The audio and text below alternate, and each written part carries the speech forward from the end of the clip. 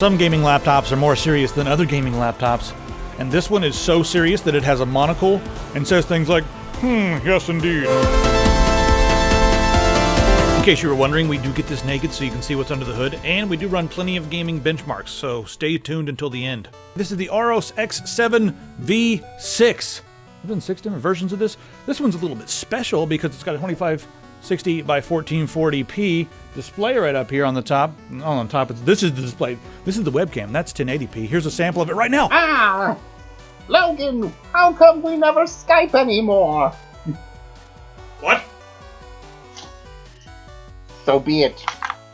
What is wrong with this new channel? Oh yeah, the display. 120 hertz, guys. Now that is fancy. This is a TN panel, so it's not gonna have quite the color saturation and the, I guess, accuracy of an IPS panel, but it does look pretty good for a TN panel. And it also has Gsync, and it can really handle Gsync because it's got a 1070 in there with 8 gigabytes of GDDR5.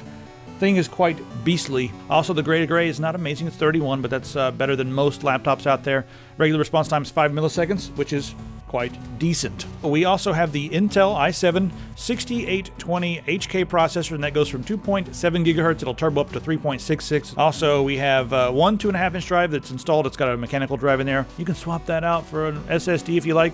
And then we have 3 spots for M.2 SSDs. There's one already in there, and here's a screenshot of an Atto benchmark I just ran. It gets up to 2.4 on that one, so that's pretty good on the read. Already mentioned the HD camera. We got Bluetooth 4.1. The wireless LAN is one of the killer wireless AC models, 1535 to be exact. Killer LAN otherwise. Now we have 2 2-watt speakers, and we also have 2 subwoofers. This thing is gonna woof everywhere with this 2 dual subwoofers. Got a microphone built in, of course, and then they got the Auros audio technology. If you guys want to play around with that, you can. There's lots of different configurations you can get with this. If you're gonna be gaming on this, you can probably game for a little while on battery, but just take your plug with you and sit in the part of the train that has the plug if you want to play games. The weight on this, speaking of travel, is 3.2 kilograms or around 7 pounds. Let's go over the aesthetic and the footprint. So it sort of has a very mild gamer aesthetic. It's still kind of pro, but still kind of gamery, and it's not as fat as some of those fat-bottomed gamer laptops out there. So there's a trade-off here. You've got, a beefy graphics card. You got a really fast CPU, decent cooling on the inside, but it is going to be a bit loud because, the fans are small. They're going to have to spin really fast, and it does kick up quite a bit of noise. In fact, sample of the audio with our Rode microphone. So when you're gaming, you're really going to want to wear headphones. These speakers can get loud enough that you can hear what's going on, but if you're playing a subtle game or a sneaking game like Dishonored or something, it's going to be kind of lame. So put on your headphones and just realize that part of the trade-off of having a nice, sleek footprint like this with something this powerful is going to be you're going to have some noise. Now, this is also nice. It's got the sort of a fingerprint black color to it. These things, they last a few minutes. You get fingerprints on them, and that's just the way of it. Now, the chiclet keyboard here. Check this out. Individually backlit, and you have software that can control this. You got full RGB. And then over on the side there, those are macro keys. You can program it to do all kinds of different things, so it's nice to have that in a gaming laptop.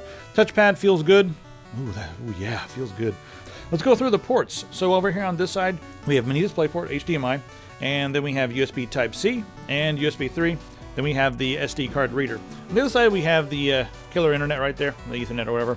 And then we have full-size DisplayPort and HDMI ports here with these covers on them that were kind of difficult to take off. Another USB 3, and then your headphone and microphone. And on the back, they've given us yet more USB 3. The power also plugs in on the back. Some people don't like plugging things in on the back of a laptop, but actually for a gaming laptop, I prefer it because you can plug things into the back and not have a lot of cords come out of here on the side where you may want to put your mouse. All right, I think it's time to get this thing naked and see what it looks like without its clothes on. Gamer aesthetic even on the underside, but a tasteful one. How about that? This is beautiful. Look at all the options we have right here under the hood. So over here you've got your your standard mechanical hard drive that can easily be swapped out with an SSD, which I would probably do myself. And then we have, hello there, hello, how are you? Thermal pad. That was nicer than put a thermal pad on the M.2 SSD. RAM, we've got 2 Ripjaws DDR4 RAM modules right here. All the information is clearly on this label, so if you wanted to go out and buy more and increase your RAM from 16 to 32, you can do that, or you can remove them all and replace them all. Not sure why you would do that though. Over here we have another module that's going to be probably for your Wi-Fi or something. Yeah, it's your wireless LAN right there. And then we got all these heat pipes here in the back covering the GPU and the CPU. 2 small cooling fans. And there's a little thermal pad right here on the underside of this there. Cooled the power intake as well. This is exactly what I want to see when I open up a gaming laptop. It's beautiful. It really feels like it's mine because I can take it apart and fix it and mess with it and upgrade it and change it. So that's really cool. Let's talk about how well it games. We got some gaming benchmarks here. Hutch and Justin ran a few for me. So first off, Bioshock. We played everything at Ultra 1440p. Bioshock, 101 FPS. Looks really nice on this. Metro. Now that game is a beast, and it'll just chew up your graphics card and chew up your computer. But with this, even maxed out 46.33, and it looks really smooth with Gsync. That's something that GTA 5, 39.78. Again, really nice and smooth. And last one here, S&M. What are you guys playing on this thing? Sex games. Shadows of Mordor. Really nice form factor, amazing upgradability, very easy to work with and take apart. So I do really like this laptop, and I think it's pretty easy to recommend if you're someone who has a decently high budget and wants just a very nice gaming laptop with a decent footprint, a bit heavy, but you know, compromises and considered, it's still one hell of a laptop. That's the Auros X7 V6. We'll see you guys in the comments. Click on stuff over here. I know you guys need t-shirts. We got new ones. You guys seen this one yet? Yeah. No one's found the secrets yet, though. Yes, maybe you will. I'll send you a pie if you do. All right, we'll see you guys in the comments over on the forum. And all the social stuff's below there. Go ahead and stalk us if you like.